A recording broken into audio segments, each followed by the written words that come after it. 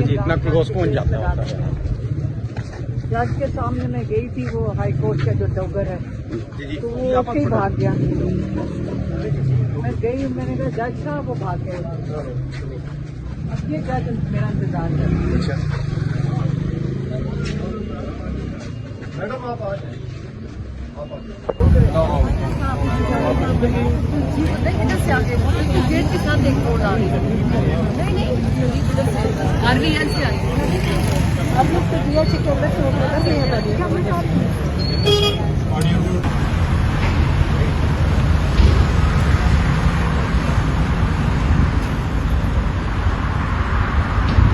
कि हम जाके इनके कोर्टों में बैठ जाएंगे और हम शोर मचाएंगे अगर ये इंसाफ नहीं देंगे इमरान खान को।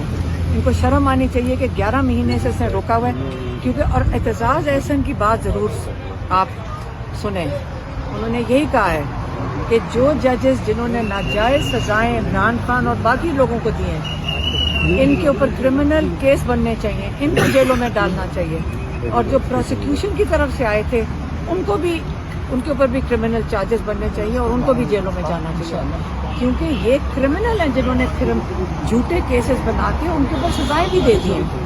और इस वक्त ये जज मेरे ख्याल में इससे डरता है, उसको पता है कि जिस दिन ये केस सुन लिया उसको इंसाफ देना पड़ेगा। बुशरा बीबी को भी, इमरान खान को भी डर रहा है कि फिर ये। आज हम दोबारा जो है सुप्रीम कोर्ट के बाहर मौजूद हैं, सारे पार्लियामेंटेरियंस यहाँ पर हैं और अलामा साहब भी जो हैं वो यहाँ पर मौजूद है, जो हमारे अपोजिशन लीडर सनत हैं।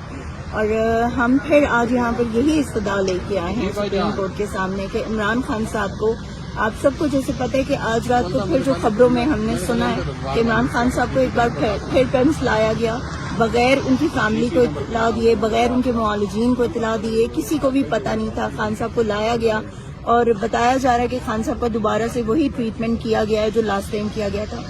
समझ से बालातर है ये चीज़ कि क्यों आखिर इमरान खान की फैमिली को और उनके जो ज़ाती मुआलिजीन हैं उनको इमरान खान से तक जो है एक्सेस नहीं दी जा रही है, उनको क्यों नहीं मिलने दिया जा रहा है। क्या इन्होंने इमरान खान साहब को खुदा न खास्ता कोई ऐसा नुकसान पहुंचाया हुआ है कि जिसकी जो ये सामने नहीं आना देने चाह रहे?